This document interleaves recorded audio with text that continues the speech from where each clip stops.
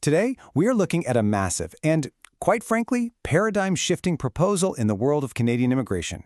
If you follow Canada's express entry system, you know it's traditionally been all about the comprehensive ranking system, right? Those famous CRS points. But today, we're unpacking a newly proposed framework that could completely upend express entry as we know it, shifting it from a points-focused model to an income, skills, and economics-based system. Okay, let's dive right in. Naturally, whenever a monumental change like this gets proposed, the absolute first question on everyone's mind is simple: who wins and who loses? There is a ton of anxiety and incredibly high stakes around these proposed changes to Canada's immigration future. People are genuinely wondering if their current strategy is suddenly going to become obsolete. So let's break this down together and understand exactly what's on the table, totally impartially, based on the proposals currently being discussed for 2026, 2027, and beyond. Now, before we go any further, and I know government policy updates can induce pure panic, let's all take a collective deep breath. Nothing we are talking about today is implemented law. Actually, scratch that. It's not even a finalized rule book yet. IRCC is currently just collecting feedback as part of a broad consultation process. So de-escalate that panic. At this stage, just think of this as a possible future blueprint. We're simply examining the trajectory of where the system might be heading so you can be fully prepared. To make this as clear as possible, here's our roadmap for today. We'll start with the express entry overhaul, look at streamlining pathways, explore the new focus on income, examine the stricter rules for job offers, walk through the actual implementation timeline, and finally, get to the bottom line. All right, Section 1, the express entry overhaul and shifting the immigration focus. We are seeing a proposed paradigm shift here, away from treating all applicant factors equally. You see, the old system put a pretty heavy emphasis on things like spousal points, having family connections already in Canada, and even Canadian study experience. But the newly proposed focus? It strips some of that back to heavily prioritize strong language skills, Canadian earnings potential, and direct, real-world economic contributions. The why here is absolutely crucial. The government is trying to address very specific economic gaps. They are moving toward a highly workforce-driven model that prioritizes job readiness over traditional ties. Essentially, they want newcomers who can hit the ground running on day one. Moving right along to Section 2, streamlining immigration pathways, or what I honestly like to call merging the alphabet soup. Right now, express entry is split into 3 distinct programs: the Federal Skilled Worker Program, the Canadian Experience Class, and the Federal Skilled Trades Program. Anyone who has navigated this knows it feels like a giant puzzle of government bureaucracy. This proposal aims to merge all of these into one single pathway for high-skilled applicants. The overarching goal here is just simpler processing and a much more direct selection based entirely on Canada's specific labor needs at any given moment. With that structural merge, the new baseline requirements that applicants need to meet could also adjust. So how do your qualifications stack up against this newly proposed widened net?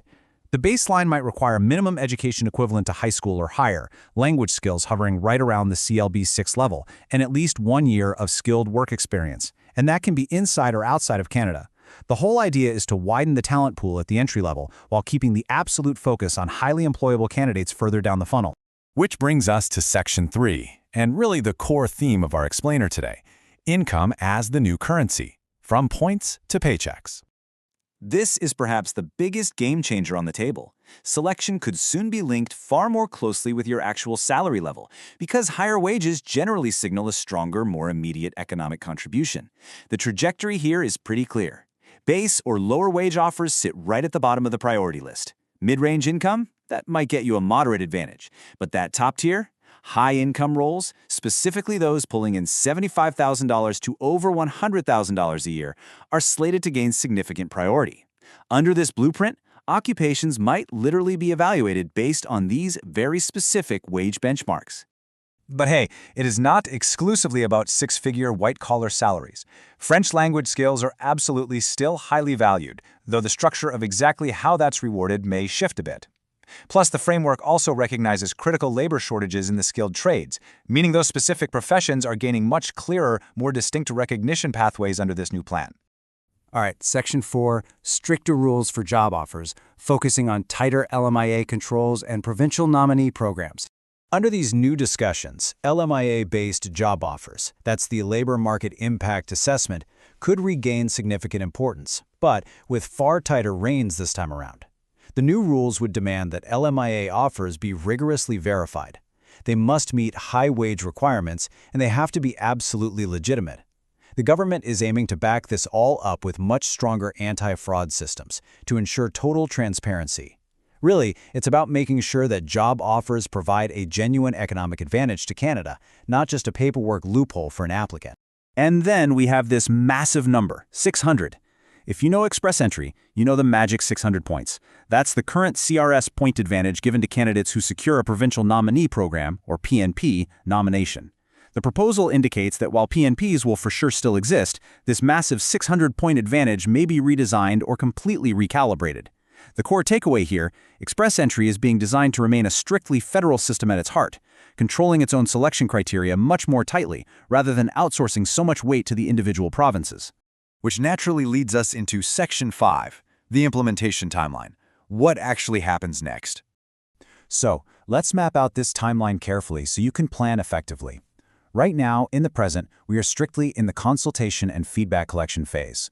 By spring of 2026, this feedback process is expected to fully conclude. Only then will IRCC decide whether to move forward. If they do, late 2026 or 2027 is when we could actually start seeing these structural changes appearing in official immigration instructions. And just to further put your mind at ease if you are already in the system, the source material explicitly notes that some existing applicants may be protected under transition or grandfathering rules. So, if you've already laid the groundwork under the current rules, there is a very strong possibility that transitional measures will be put in place. In other words, the rug isn't going to be completely pulled out from under you.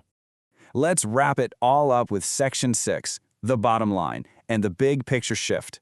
If we take a step back from all the individual proposals, the overarching philosophy here is exceptionally clear. The economic blueprint direction is moving toward a system that prioritizes candidates who earn higher wages, integrate faster into the labor market, and contribute directly to economic growth.